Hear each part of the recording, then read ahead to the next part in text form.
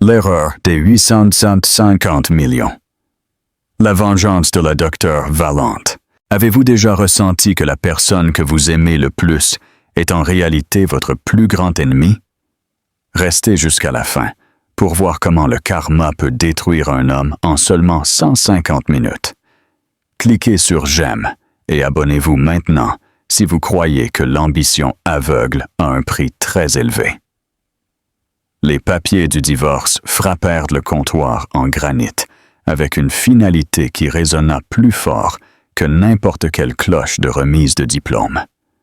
Matteo ajusta sa cravate en soie, refusant de regarder sa femme dans les yeux, et murmura « J'ai besoin d'une épouse, Lucia, pas d'une étudiante perpétuelle. J'en ai assez de te porter à bout de bras. » Il franchit la porte, convaincu qu'il venait de se libérer d'un fardeau financier.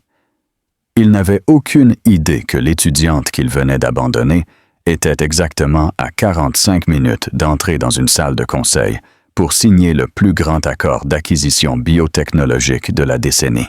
Matteo pensait divorcer d'une charge. Il ne se rendait pas compte qu'il divorçait d'une femme qui était sur le point de devenir multimilliardaire. Le soleil du matin filtrait à travers les rideaux de soie du luxueux appartement de la rue Serrano, en plein quartier de Salamanca à Madrid, projetant des ombres longues et pâles à travers le salon. C'était un mardi de mai. Spécifiquement, c'était le 14 mai, le jour de la remise de diplôme de Lucia Valente. Pendant 3 ans, Lucia avait survécu avec 4 heures de sommeil par nuit, du café réchauffé et une volonté inébranlable. Aujourd'hui, enfin, elle recevrait son doctorat en biochimie de l'Université Complutense de Madrid. Cela aurait dû être un jour de champagne et de soulagement. Au lieu de cela, l'air dans l'appartement était si épais qu'il en coûtait de respirer. Matteo Sterling, son époux depuis 5 ans, se tenait près de l'îlot de la cuisine. Il portait son costume bleu marine sur mesure, le même qu'il utilisait quand il devait licencier quelqu'un dans son agence de marketing de niveau moyen. Il vérifia sa Rolex Submariner, un cadeau que Lucia lui avait acheté avec ses économies il y a 2 ans, et soupira bruyamment. « Lucia, est-ce que tu m'écoutes? » La voix de Matteo était calme, ce qui rendait les choses pires. C'était la voix d'un homme qui avait répété ce discours 1000 fois devant le miroir.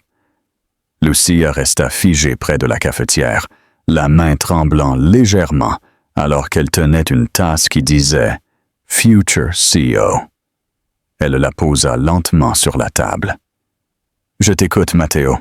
J'essaie juste de comprendre le moment choisi. Aujourd'hui? Tu vas faire ça précisément aujourd'hui? » Matteo prit une enveloppe marron sur le comptoir et la fit glisser sur la surface de marbre. L'enveloppe s'arrêta à quelques centimètres de la main de celle-ci. « Il n'y a pas de bon moment, Lucia, » dit-il d'un ton imprégné d'une patience condescendante. « Mais, franchement, je ne voulais pas rester assis pendant 3 heures lors d'une cérémonie à prétendre être fier de toi pour avoir retardé l'âge adulte encore quelques années. » Les mots furent comme un coup physique. Lucia le regarda. Elle le regarda vraiment. Il était beau d'une manière conventionnelle et soignée. Mâchoire carrée, cheveux blonds parfaitement coiffés, mais ses yeux étaient froids. C'étaient les yeux d'un homme qui regardait les relations comme s'il s'agissait de bilan comptable. « Retarder l'âge adulte », répéta Lucia, la voix n'étant plus qu'un murmure. « Matteo, j'ai travaillé sur une séquence de protéines synthétiques qui pourrait révolutionner la façon dont nous traitons les maladies auto-immunes. Ce n'est pas un passe-temps, c'est le travail de ma vie. » Matteo laissa échapper un rire sec et sans une once d'humour. « C'est un projet scientifique, Lucia, et pendant que tu jouais au laboratoire, qui a payé l'hypothèque? Qui a payé les dîners, les vacances? Moi. J'ai porté notre couple et je suis fatigué. Je veux une partenaire qui contribue au monde réel, pas quelqu'un qui poursuit des fantaisies académiques. Croyez-vous que Matteo a raison de demander le divorce, ou est-ce un égoïste qui ne voit pas le potentiel de son épouse? Laissez-nous votre opinion dans les commentaires avant de poursuivre cette incroyable vengeance. N'oubliez pas de partager cette vidéo. Il s'approcha d'elle, brisant la distance. Il sentait le bois de santal et un détachement coûteux. « J'ai rencontré quelqu'un », ajouta-t-il nonchalamment, comme s'il mentionnait la météo. Le monde sembla basculer sur son axe pour Lucia. « Tu quoi? » « Elle s'appelle Jessica. Elle est vice-présidente dans la firme. Elle a les pieds sur terre. Elle gagne de l'argent réel. Elle comprend la pression sous laquelle je suis. Nous sommes au même niveau. » Il ajusta ses boutons de manchette. « J'ai déjà déplacé mes affaires dans la chambre d'amis durant la dernière semaine. Mais ce soir, je resterai à l'hôtel. Je veux que tu sois hors de cet appartement d'ici la fin du mois. Après tout, il est à mon nom. » Lucie a ressenti une sensation étrange. Ce n'était pas seulement le cœur brisé, c'était de la clarté. Pendant des années, elle avait atténué sa propre lumière pour que Matteo se sente plus grand. Quand elle gagnait des bourses, elle minimisait le montant. Quand elle publiait dans des revues scientifiques importantes, elle n'encadrait pas les articles. Elle avait joué le rôle de l'épouse étudiante en difficulté pour qu'il puisse se sentir le pourvoyeur, le grand homme. « Tu crois que je suis une charge? » affirma Lucia catégoriquement. « Je crois que tu es une fille douce, Lucia, mais tu es coincée. Tu as zéro ambition pour les choses qui comptent vraiment. Le statut, la richesse, la stabilité. » Matteo vérifia sa montre à nouveau. « Écoute, signe les papiers. C'est une séparation standard. Tu gardes ta dette étudiante. Je garde mes actifs. C'est juste. » Il toucha l'enveloppe du doigt. « Bonne remise de diplôme, Lucia. Fais-toi une faveur. Trouve un travail de technicienne de laboratoire ou de professeur. Arrête de rêver. » Sur ce, Matteo Sterling pivota sur ses talons et quitta l'appartement.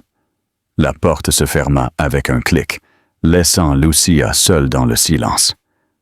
Elle resta à regarder la porte pendant 1 minute entière. Puis elle regarda l'enveloppe. Elle ne pleura pas. Les larmes ne sortirent tout simplement pas. À la place, une vibration bourdonna contre sa hanche. Elle sortit le téléphone de sa poche. C'était un message chiffré sur l'application Signal. L'expéditeur n'était qu'une lettre. Le message disait « Le conseil d'administration de Chimera Global est réuni. La valorisation se maintient à 850 millions d'euros. Nous avons besoin de la signature de la fondatrice à 11h30. Tout est prêt, Dr. Valente. » Lucia regarda les papiers du divorce, puis regarda à nouveau le téléphone. Un sourire lent et dangereux s'étendit sur son visage. « Matteo, » murmura-t-elle à la pièce vide, « tu n'as absolument aucune idée de ce que tu viens de jeter à la poubelle. » Lucia bougea avec une précision mécanique. Elle entra dans la chambre, la pièce qu'elle avait partagée avec un homme qui pensait qu'elle ne valait rien, et ouvrit le fond de son armoire. Poussée derrière une rangée de cardigans modestes et de jeans, se trouvait une housse de vêtements d'une boutique exclusive. Elle l'ouvrit. À l'intérieur, il n'y avait pas une toge de diplômé. C'était un costume, mais pas n'importe quel costume. C'était un costume de pouvoir gris anthracite fait sur mesure par Tom Ford, si tranchant qu'il pourrait couper du verre. À côté, une paire d'escarpins Louboutin qu'elle avait achetés secrètement il y a 3 mois. Elle s'habilla lentement, s'observant dans le miroir en pied. À mesure que le tissu épousait son corps, l'étudiante en difficulté disparut. À sa place se trouvait la CEO de Valent Bioscent, une entreprise fantôme qui opérait en mode furtif depuis 24 mois. Pendant que Matteo pensait qu'elle étudiait tard à la bibliothèque, Lucia avait été en visioconférence avec des investisseurs à Zurich et Tokyo. Pendant que Matteo pensait qu'elle écrivait une thèse, elle brevetait une enzyme propriétaire qui pouvait décomposer les microplastiques dans le flux sanguin humain. Une découverte que toutes les grandes compagnies pharmaceutiques du monde luttaient pour acquérir. Elle appliqua une couche de rouge à lèvres rouges intense et ramassa ses cheveux en un chignon sévère et d'élégant. Elle saisit son porte-documents en cuir usé, en vida le contenu sur le lit et transféra son ordinateur portable et le disque dur chiffré dans un cartable Hermès impeccable. Elle revint à la cuisine et prit les papiers du divorce. Elle ne les signa pas. À la place, elle prit une note adhésive et écrivit 3 mots. « Rendez-vous au tribunal ». Elle la colla sur l'enveloppe et la laissa exactement là où Matteo l'avait placée. Elle sortit du bâtiment et appela un taxi. « Où allons-nous, mademoiselle ?» demanda le chauffeur. « D'abord à l'Université Complutense », dit Lucia en vérifiant son téléphone. « Ensuite, à la Tour de Cristal, Paseo de la Castellana. » Le trajet jusqu'à l'université fut un tourbillon de trafic madrilène. Le téléphone de Lucia explosait de notifications, mais elle les ignora toutes, sauf une. C'était de son avocat et partenaire commercial, David Cohen. « Lucia, j'espère que tu es assise. Chimera vient de remonter l'offre. Ils veulent les droits exclusifs pour le marché asiatique aussi. Ils offrent 50 millions additionnels en options sur actions. La valeur totale du contrat frôle les 850 millions. Julian Thorne volera personnellement pour te serrer la main. » Julian Thorne. Ce nom envoyait un frisson à travers l'industrie. C'était le CEO de Chimera Global, un homme connu pour manger des start-up au petit déjeuner. Il était impitoyable, brillant et notoirement réservé. Si Julian Thorne venait, ce n'était pas seulement un accord. C'était un couronnement. Le taxi s'arrêta aux portes de l'université. Le campus était plein de familles, de ballons et d'étudiants en toge bleue. Lucia pailla le chauffeur et sortit. Elle ne portait pas de toge. Elle n'avait pas l'intention de traverser la Seine aujourd'hui. Elle chercha ses parents, qui avaient pris l'avion depuis une petite ville de province. Ils étaient les seuls à connaître la vérité, ou du moins, une partie. Ils savaient qu'elle s'en était bien sortie avec sa recherche, mais même eux ne connaissaient pas le chiffre en euros. « Lucia !» Elle se tourna pour voir sa mère, Carmen, saluant frénétiquement. Son père, Juan, souriait radieusement, tenant un bouquet de fleurs bon marché qui signifiait pour Lucia, plus que n'importe quoi, que Matteo lui ait jamais acheté. « Divorce ?» demanda sa mère, confuse, en regardant le costume de pouvoir de Lucia. « Où sont ton mortier et ta toge? La cérémonie commence dans 20 minutes. » Lucia les serra fort. « Maman! Papa! Écoutez-moi! Il y a eu un changement de plan. Je ne vais pas défiler aujourd'hui. »« Quoi? » Le visage de son père se décomposa. « Mais, ma fille, nous sommes venus de loin. Il s'est passé quelque chose? Tu as échoué? »« Non, papa. » Lucia rit, un son authentique. « Je n'ai pas échoué. J'ai été diplômé il y a des semaines, techniquement. Mais quelque chose est survenu qui va changer ma vie. » Elle les emmena dans un coin plus tranquille. « Vous savez ce projet sur lequel j'ai travaillé? L'enzyme. L'histoire des plastiques? » Sa mère hocha la tête. « Oui. Eh bien, une entreprise veut l'acheter. Aujourd'hui, maintenant. C'est merveilleux. » Son père lui tapota l'épaule. « Est-ce qu'ils te paieront assez pour rembourser tes prêts étudiants? Peut-être pour un apport pour une maison? Pour que toi et Matteo arrêtiez de louer? » L'expression de Lucia se durcit à la mention de Matteo. « Matteo et moi, c'est fini, papa. Il m'a demandé le divorce ce matin. » Ses parents haltèrent à l'unisson. « Le jour de ta remise de diplôme. » Sa mère semblait prête à se battre.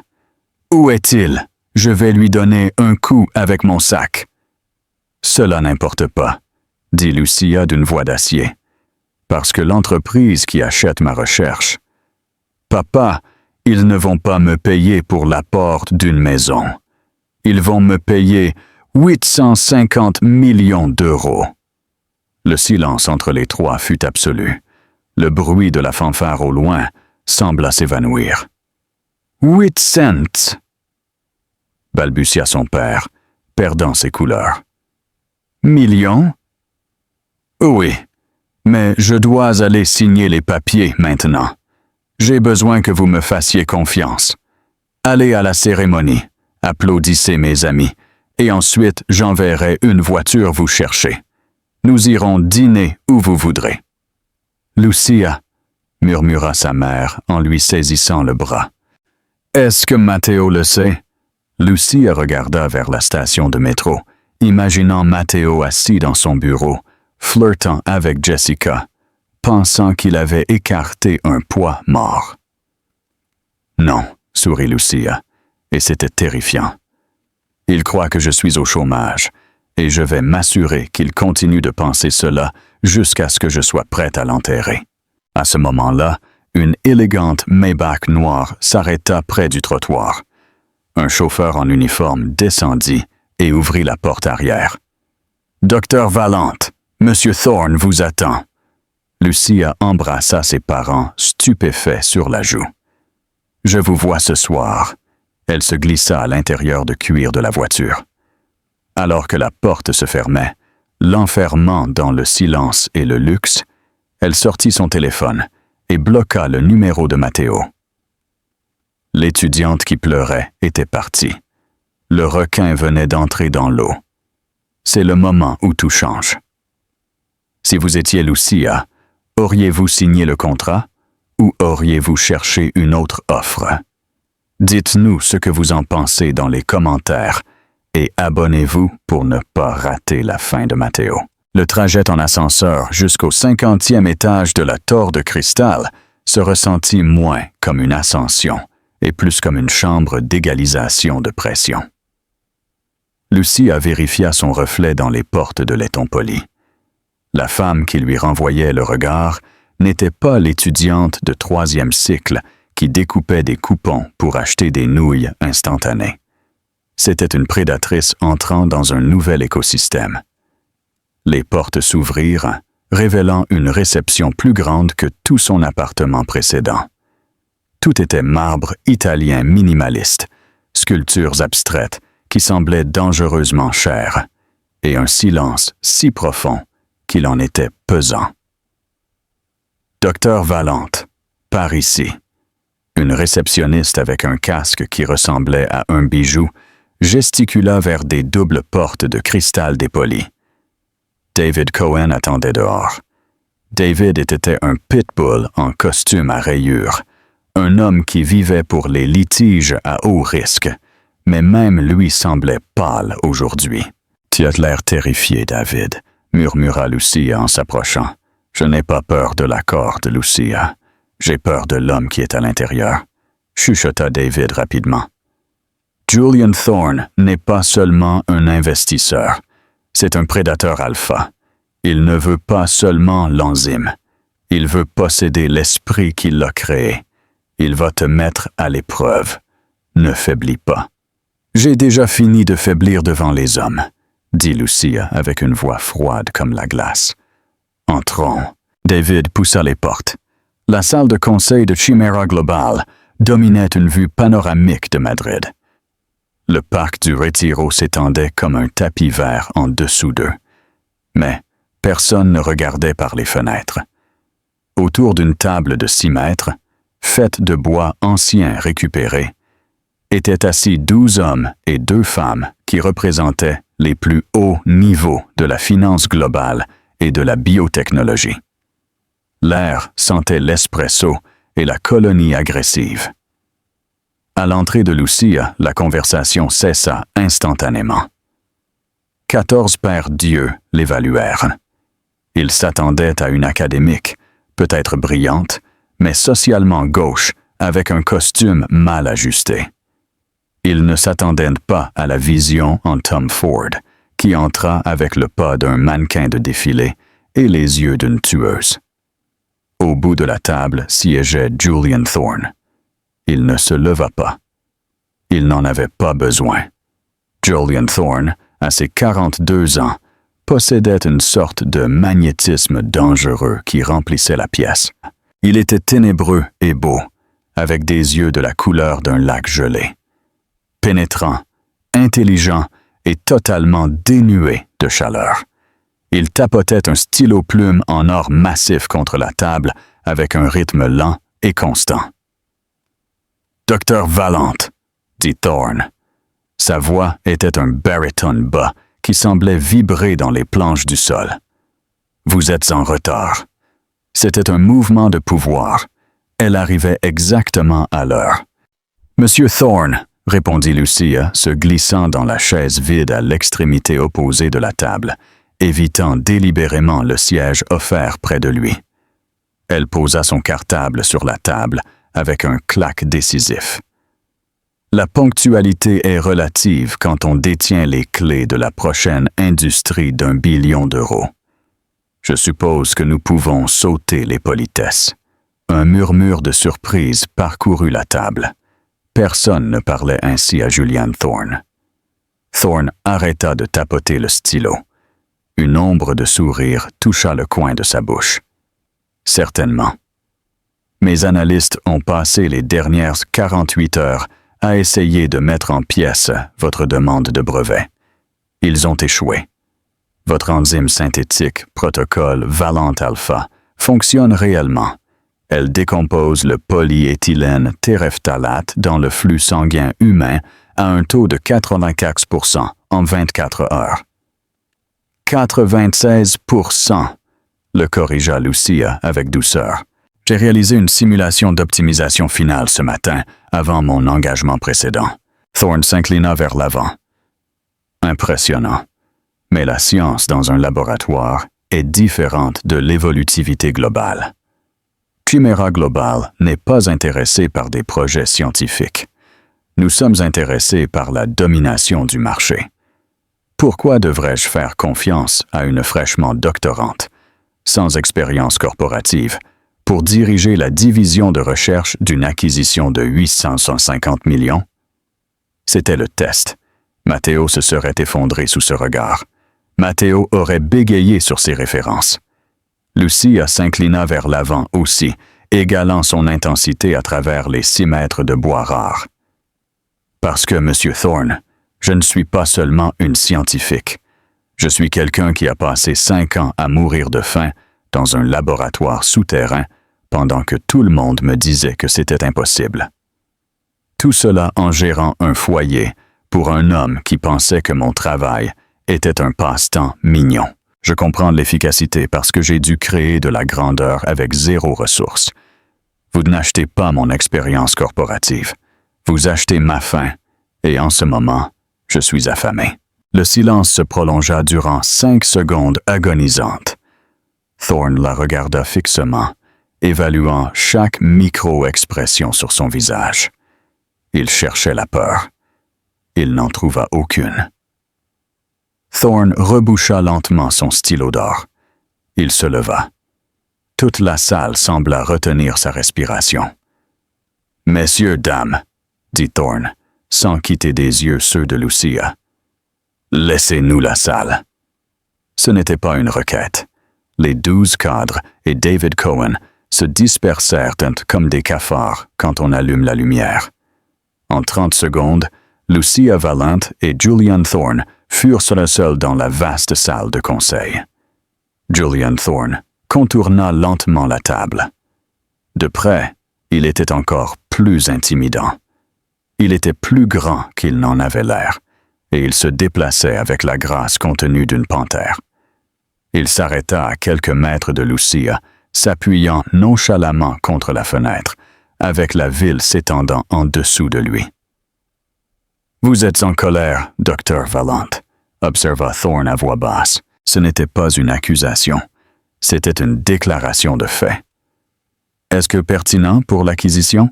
demanda Lucia, gardant sa garde haute.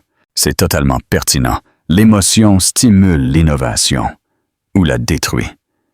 J'ai besoin de savoir quel type de colère vous avez. Est-ce de celle qui brûle la maison ou de celle qui construit un empire à partir des cendres? Lucia pensa à Matteo. Elle pensa au papier du divorce posé sur le comptoir de sa cuisine. Elle pensa à l'existence imbue d'elle-même de Jessica. La seconde, répondit-elle. Thorne hocha la tête lentement. Bien, parce que j'ai réalisé une vérification d'antécédents sur vous ce matin. Procédure standard. Il semble que votre mari, M. Matteo Sterling, a déposé une demande de divorce aujourd'hui à 9 heures. Lucie a ressenti une secousse d'adrénaline. « Vos ressources sont minutieuses, dit-elle. Elles sont absolues. Alors dites-moi, Lucia, et je vous demande cela d'homme à femme. Pas de CEO à fondatrice. Signez-vous cet accord aujourd'hui pour sauver le monde des microplastiques? Ou le signez-vous pour devenir l'arme la plus puissante que votre ex-mari ait jamais vue? » Lucia le regarda fixement dans les yeux.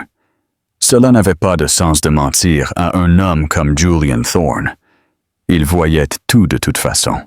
« Les deux choses, dit-elle, mais surtout la partie de l'arme. » Pour la première fois, Julian Thorne rit. C'était un son sombre et riche qui l'a surpris. « Vous me plaisez, Lucia Valente. Vous êtes impitoyable. Je pensais acheter une scientifique brillante. Il s'avère que j'achète un génie vengeresse. C'est beaucoup plus rentable. » Il retourna vers la tête de la table et pressa un bouton sur l'interphone. « Faites revenir les avocats avec le brouillon final. Nous signons. » 5 minutes plus tard, les papiers étaient étalés. Les chiffres étaient stupéfiants. 850 millions d'euros de valorisation totale. 400 millions d'avances en espèces. Le reste en options, sur actions et bonus de performance sur 3 ans. Lucia conserverait une participation de 10% et resterait directrice scientifique avec un salaire de 2 millions d'euros par an. Sa main ne trembla pas alors qu'elle prenait le stylo. Elle signa de son nom. Dr. Lucia Valente. Avec cette signature, l'étudiante en difficulté cessa d'exister. Elle était maintenant l'une des femmes les plus riches d'Espagne par son propre mérite. David Cohen semblait prêt à s'évanouir de soulagement. Thorne ouvrit simplement une bouteille de Dom Pérignon Vintage qui était apparue d'un réfrigérateur caché. Il versa 2 coupes et en tendit une à Lucia. « Pour les partenariats nés en enfer », porta Thorne en toast, entrechoquant sa coupe contre la sienne. Le champagne avait le goût de la victoire, froide, aiguisée et coûteuse. Pendant que Lucia sirotait des bulles à 100 € dans une salle de conseil de penthouse, Matteo Sterling s'enregistrait dans un hôtel de la zone de Chueca. La chambre était excessivement chère et moderne, exactement le type de lieu où Matteo pensait que séjournaient les hommes de succès. Il jeta sa veste de costume sur le lit et desserra sa cravate, ressentant un profond sentiment de soulagement. Il prit son téléphone et composa un numéro. « Salut, bébé », murmura-t-il quand Jessica répondit. « Tu l'as fait ?» La voix de Jessica était rauque. Elle était actuellement dans son bureau à la firme de Matteo, faisant semblant de travailler. « C'est fait. J'ai lâché la bombe ce matin. » Dieu t'aurait dû voir sa tête. Elle ressemblait à un chiot battu. Je me suis presque senti mal. Presque. Matteo rit, se versant un whisky du minibar. « Elle a pleuré ?» demanda Jessica avec cruauté. Étonnamment, non. Elle est restée là en pyjama avec un air pathétique. Je lui ai dit de partir pour la fin du mois. Enfin. Jess, plus de poids, mort. Plus de financement pour ses études interminables. Nous sommes libres. Bien, ronronna Jessica.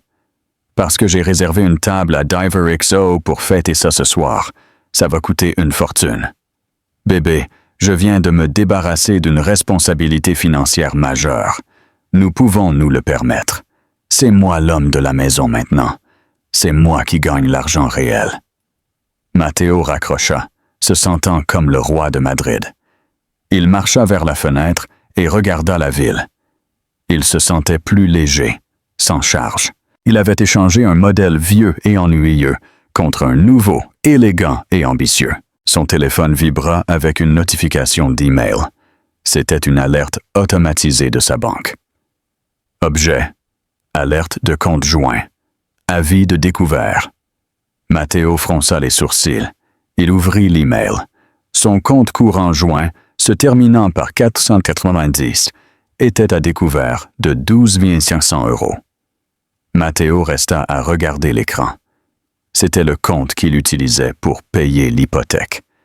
Le compte qu'il avait explicitement dit à Lucia de ne pas toucher il y a 2 ans, quand il avait pris le contrôle des finances pour son propre bien.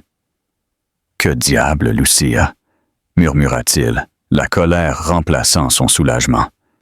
Elle avait dû faire des achats par dépit dès qu'il était parti. Un effort pathétique et de dernier recours pour le blesser. Il était sur le point de l'appeler pour lui hurler dessus quand une autre notification apparut. Celle-ci venait d'une application immobilière qu'il avait oublié d'avoir installée. Alerte! Nouvelle annonce dans votre immeuble. Penthouse A, rue Serrano, listé pour 22 000 € par mois. Matteo sentit un nœud froid se former dans son estomac. Penthouse A. C'était le dernier étage de son bâtiment actuel, celui qui avait la terrasse enveloppante qu'il regardait toujours avec envie.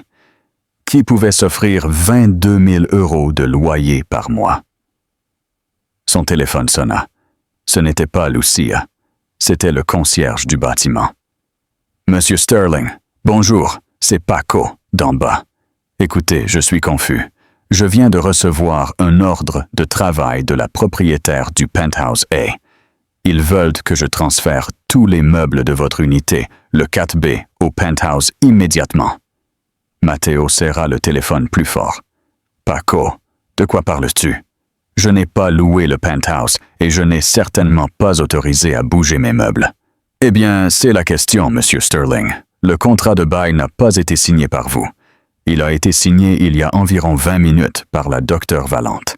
Elle a payé 1 année entière de loyer d'avance, en espèces. Elle a dit que nous devions monter vos affaires et laisser les siennes sur le trottoir. Matteo Sterling conduisit sa BMW X5 de leasing comme un fou par la Castellana, zigzaguant entre les taxis et klaxonnant. L'euphorie de sa liberté s'était évaporée, remplacée par une confusion frénétique et cuisante. « Paco doit être fou », pensa Matteo, les articulations blanches sur le volant. Lucia n'a même pas 20 €, encore moins 20 000. Elle a probablement falsifié un chèque. Elle fait une dépression nerveuse. Il se raccrochait à cette théorie parce que l'alternative était trop terrifiante à considérer. L'alternative était que l'univers s'était déplacé sous ses pieds sans sa permission. Il freina brusquement devant son bâtiment seigneurial de la rue Serrano. Il ne prit même pas la peine de se garer correctement. Il sauta de la voiture. La scène sur le trottoir le stoppa net. Là, entassé de manière désordonnée sur le ciment sale, se trouvait sa vie. Son canapé en cuir italien était appuyé selon un angle étrange contre un réverbère. Sa collection de vinyles anciens était empilée dans une boîte en carton qui s'humidifiait lentement à cause d'un climatiseur qui fuyait au-dessus. Et là, flottant dans la brise légère comme des drapeaux de reddition, se trouvaient ses cravates en soie. Paco, le concierge, gardait la pile avec un dossier, l'air navré. « Paco !» rugit Matteo, s'approchant furieux. « Qu'est-ce que c'est que ça? Je vais poursuivre l'immeuble en justice.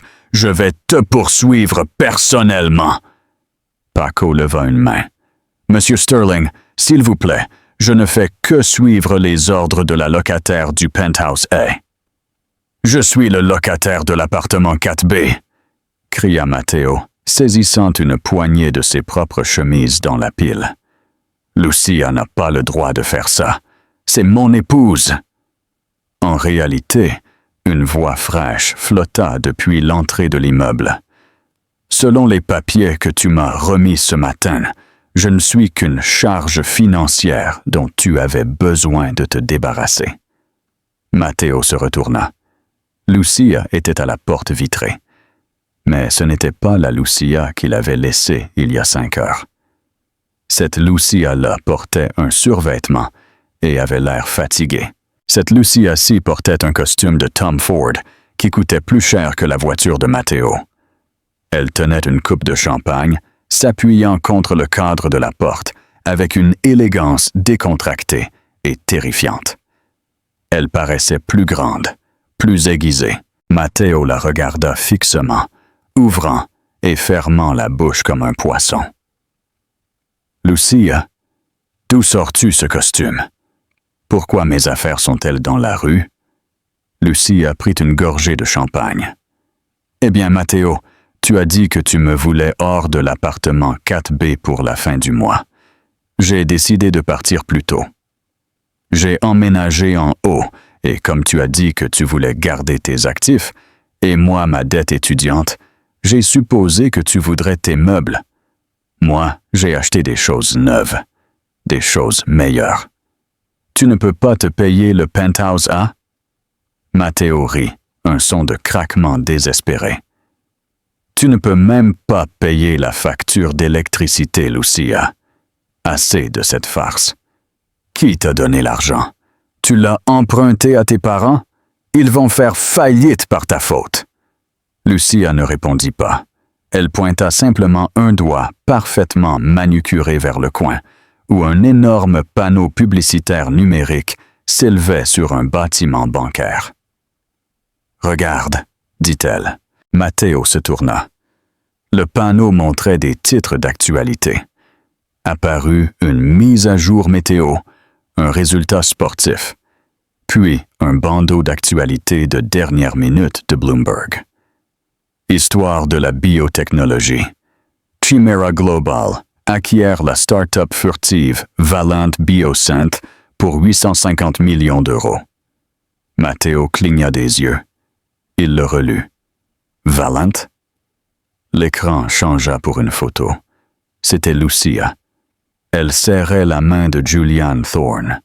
La légende disait « Docteur Lucia Valente, le nouveau visage de la biotechnologie multimilliardaire. » Matteo sentit le sang quitter son visage si vite qu'il faillit s'évanouir. Le bruit de la ville disparut. Tout ce qu'il pouvait entendre était le battement accéléré de son propre pouls. 800. Il se tourna vers Lucia, les yeux écarquillés par le choc et une soudaine et nauséeuse compréhension de ce qu'il avait fait. « Tu... » balbutia Matteo. « Tu as vendu? » « Aujourd'hui, des minutes après que tu sois parti, » sourit Lucia. « Tu avais raison, Matteo. Je te retenais. Si je t'avais parlé de l'accord, tu aurais essayé de le gérer. Tu te serais impliqué. Tu aurais essayé de négocier pour moi, et tu aurais tout gâché. Ton départ a été la meilleure stratégie commerciale que j'ai jamais eue. » Le cerveau de Matteo commença à faillir. Le choc fut rapidement remplacé par une logique cupide et désespérée. Attends ça. Il marcha sur sa pile de vêtements, s'approchant d'elle avec un changement soudain d'attitude. Il remit son visage de vendeur, le sourire charmant qu'il utilisait pour ferrer ses clients. « Lucia, bébé, » dit-il, la voix descendant à un ronronnement suave. « Mon Dieu, je ne savais pas. Pourquoi ne me l'as-tu pas dit? C'est incroyable. Nous avons réussi. Toutes ces nuits tardives, je savais qu'elles paieraient. Je te mettais juste la pression ce matin. Amour vache, tu sais, pour te motiver. » Il tendit la main vers elle. « Allons en haut. Enlevons ces choses de la rue et célébrons. Nous avons tant à planifier. Lucia ne s'écarta pas. Elle regarda simplement sa main tendue, comme si elle était couverte de limon. « Paco, » dit-elle calmement. « Oui, docteur Valente, » répondit le concierge. « Si cet homme pose un seul pied de plus au-delà du seuil de ce bâtiment, appelez la police. Il commet une violation de propriété privée. » Matteo se figea. « Lucia, tu ne peux pas faire ça. Nous sommes mariés. »« Pas pour longtemps, » dit-elle. « Et Matteo, ne t'inquiète pas pour l'hôtel de ce soir. J'ai annulé ta réservation. J'ai supposé que, comme tu es le pourvoyeur, tu pourrais trouver un autre endroit où dormir. Peut-être que Jessica a un canapé. » Sur ce, elle se détourna et retourna au hall. Les lourdes portes de verre se fermèrent, se verrouillant avec un clic magnétique. Matteo resta sur le trottoir, entouré de ses vinyles mouillés, tandis qu'un groupe de touristes s'arrêtait pour prendre en photo l'homme qui venait de jeter à la poubelle 1 milliard d'euros. L'appartement de Jessica était un studio de luxe qui sentait les bougies à la vanille. Matteo marchait de long en large avec un verre de whisky bon marché à la main. Il était maniaque, les yeux sauvages. 850 millions, accentuait Matteo à chaque mot. Jessica était assise sur le bord de son lit, vérifiant les nouvelles sur son iPad. Elle était pâle. Elle ne regardait plus Matteo avec désir. Elle le regardait avec les yeux calculateurs d'une co-conspiratrice. « C'est partout sur Internet, Matteo, » dit-elle d'une voix tendue. Forbes vient de publier un article. La scientifique Cendrillon. Il l'appelle la prochaine star globale. Elle est réellement riche. Matteo arrêta de marcher et frappa son verre contre la table. « Nous sommes réellement riches, Jess.